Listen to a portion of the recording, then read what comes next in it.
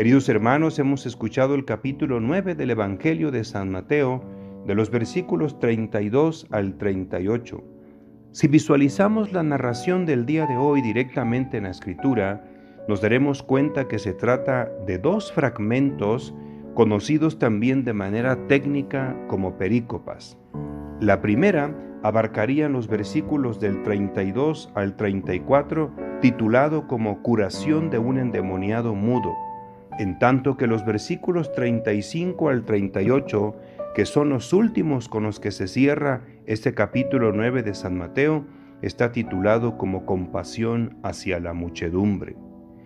Muy intencionalmente en esta ocasión, nuestra mirada se concentrará en la segunda perícopa, es decir, la que va del versículo 35 al 38. Aquí descubrimos, de acuerdo a la narración del evangelista que nos informa, de acuerdo a ese versículo 35, dice el texto: Jesús recorría todas las ciudades y aldeas, enseñando en sus sinagogas, proclamando la buena nueva del reino y sanando toda enfermedad y toda dolencia.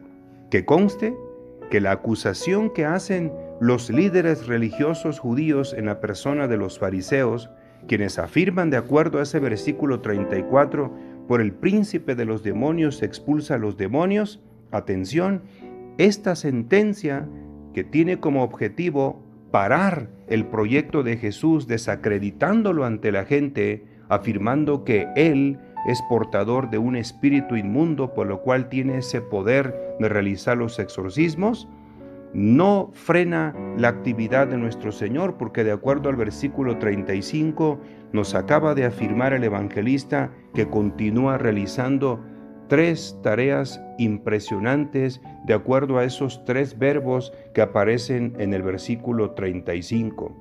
Dice de acuerdo al texto original, atención, Jesús recorría todas las ciudades y aldeas enseñando en sus sinagogas. El verbo es didaskon, didaskalein.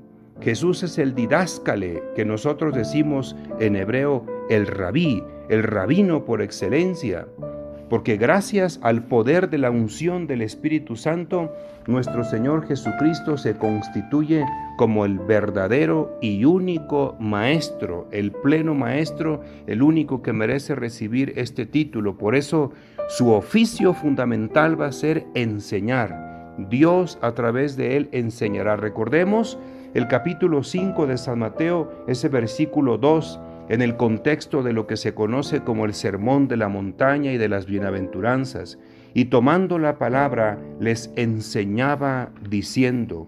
Y San Mateo nos va a recordar que este es el oficio fundamental de nuestro Señor Jesucristo, de acuerdo al capítulo 23, en el versículo 10, dice la palabra de Dios: ni tampoco os dejéis llamar directores, el versículo 8, vosotros en cambio no os dejéis llamar rabí, porque uno solo es vuestro maestro, y vosotros sois todos hermanos. Ahí Jesús, a través del evangelista, reivindica este oficio. El segundo verbo que aparece de acuerdo al texto de hoy, nos dice el evangelista, proclamando la buena nueva del reino, y el verbo es kerizon, kerizomai, de ahí viene la palabra kerigma.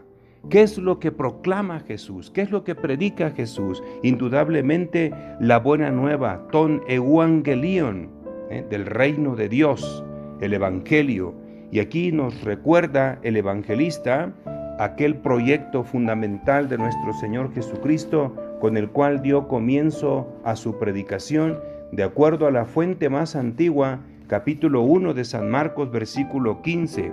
El tiempo se ha cumplido y el reino de Dios está cerca.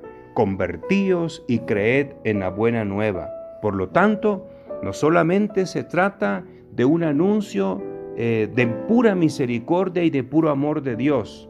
Dentro del contenido de esta predicación implica necesariamente lo que conocemos como el metanoeite, la metanoia, la transformación de la mente y del corazón. Esto es parte fundamental del contenido de la predicación del reino de Dios.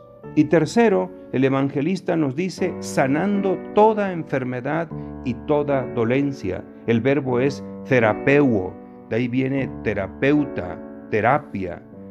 Una de las actividades fundamentales de Jesús, como lo dice el evangelista, no solamente se trata de transformar la mente a partir de la enseñanza y de la proclamación de los criterios del evangelio del reino de Dios, sino que también Jesús necesariamente tiene como tarea fundamental dentro de este programa de evangelización, diríamos, y del reino, la liberación de toda dolencia y enfermedad que esté oprimiendo al ser humano, ya sea en el cuerpo y sobre todo en el espíritu o en el alma, como sucedió con aquel paralítico, que antes de curarlo físicamente, primero fue a la raíz de los males, otorgándole el perdón por ese espíritu de culpa que estaba oprimiendo el corazón de este enfermo. Aquí están encerradas las tareas de nuestro Señor. Y vamos al versículo 36, nos dice el evangelista, y al ver a la muchedumbre, sintió compasión de ella, porque estaban vejados y abatidos como ovejas que no tienen pastor. Aquí aparecen varios detalles interesantes. Lo que primero queremos señalar es esta frase que viene como una crítica profética desde el Antiguo Testamento, porque vio a la muchedumbre que estaban como ovejas sin pastor. ¿Cómo no recordar aquella crítica profética tan intensa que hizo el profeta Ezequiel en el capítulo 34, versículo 2? Dice el Espíritu: Hijo de hombre, profetiza contra los pastores de Israel, profetiza, dirás a los pastores, así dice el Señor Yahvé, ay de los pastores de Israel que se apacientan a sí mismos. ¿No deben los pastores apacentar el rebaño? Aquí el evangelista, retomando esa crítica profética, está mostrando que los líderes israelitas, básicamente los escribas y los fariseos y los sacerdotes, que son reconocidos por el pueblo como pastores de Israel, como una misión y vocación divina, han traicionado su misión porque se refleja en lo que está sucediendo entre la gente. Dice el texto, al ver a la muchedumbre, sintió compasión de ella. Aquí aparece un verbo que a nosotros nos llama poderosamente la atención y que conviene que lo tengamos muy en cuenta. El verbo griego es esplagnice. Se traduce por compadecerse, pero también puede ser traducido por enternecerse. De este verbo viene el sustantivo splagna, que quiere decir entrañas, vientre, y que indudablemente hace referencia a la maternidad. Ese es el lugar propio en donde se desarrolla el bebé. Este verbo, de acuerdo a los expertos, solamente tiene como sujeto a Dios. No se aplica de suyo, de ordinario, en ninguna otra criatura más que en Dios. Vamos a recordar, por ejemplo, la parábola del hijo pródigo en ese capítulo 15, versículo 20, donde dice la palabra: y levantándose partió hacia su padre. Estando él todavía lejos, le vio su padre y conmovido, dice la traducción aquí, y conmovido, corrió, se echó a su cuello y le besó efusivamente. Se trata del mismo verbo, esplagnice, es decir, estremecerse desde las entrañas, entrañarse, vibrar las entrañas, lo que en el Antiguo Testamento decían rahamim, es decir, provocar la ternura y la misericordia de Dios. Y eso se refleja en el corazón de nuestro Señor Jesucristo, que implícitamente, al ver a la muchedumbre que estaba como oveja sin pastor, está reflejando precisamente otra de las características de nuestro Señor, que en esta ocasión se presentó como maestro en ese verbo didaskalei, como terapeuta, es decir, curando las enfermedades, y ahora también como un auténtico pastor, papel que les tocaba a los líderes israelitas representados, como dijimos, en los escribas y los fariseos. Sin embargo, han traicionado su misión. Esta es la crítica que encontramos, por ejemplo, en lo que podríamos llamar la introducción de las parábolas de la misericordia y en el arranque propiamente de la primera parábola que conocemos como de la oveja perdida, pero que también podría llamarse del pastor incansable y misericordioso. Una crítica impresionante que Jesús le hace a los pastores de Israel, Lucas 15, versículo 4. ¿Quién de vosotros que tiene 100 ovejas, si pierde una de ellas no deja las 99 en el desierto y va a buscar la que se perdió hasta que la encuentra? Pues ninguno de ellos. Por eso no solamente se trata de una crítica, sino de una ironía de parte del verdadero pastor que quiere buscar a la oveja perdida hasta encontrarla, a diferencia de estos líderes israelitas que obstruyen el paso a las ovejas perdidas. Finalmente nos dice el texto en el versículo 37, entonces dice a sus discípulos, la mies es mucha y los obreros pocos. Rogad pues al dueño de las mies que envíe obreros a sus mies. Está hablando indudablemente del Padre, porque es el Padre a través del Hijo que llama y convoca a aquellos que se van a convertir en obreros de sus mies de acuerdo al lenguaje parabólico.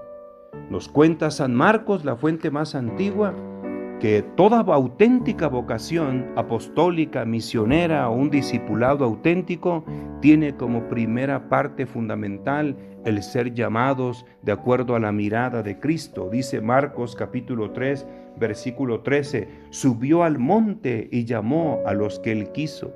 Por eso los creyentes, los discípulos, la iglesia necesariamente tiene que ejercer plegarias y oraciones al dueño de las mies para que suscite la vocación a través de la gracia, porque nadie puede encontrarse con Cristo y dedicarse a esta tarea apostólica o misionera si no es movido por la gracia del Padre, como afirma el capítulo 6 de San Juan en el versículo 44.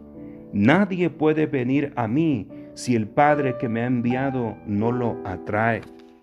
Se trata de una vocación, de una misión, y quien es capaz de suscitar esta vocación y este entusiasmo en el corazón de las personas es el dueño de las mies, es decir, el Padre, pero también el Hijo y también el Espíritu Santo, porque toda vocación tiene que ver con el misterio de la Santísima Trinidad. No nos toca a la Iglesia más que rogar al dueño de las mies. ¿Por qué? Porque en este momento que estamos viviendo, sobre todo en el contexto mundial y eclesial, urgen muchos obreros que sean suscitados por la gracia del dueño de las mies.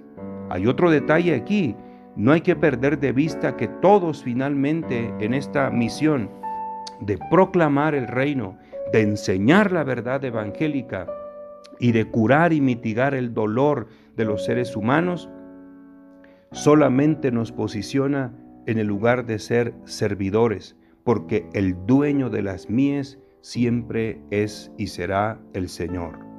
No nos cansemos de orar y de suplicar al dueño de las mies que envíe más obreros a su viña, porque urge esta gran tarea. Bendiciones a todos.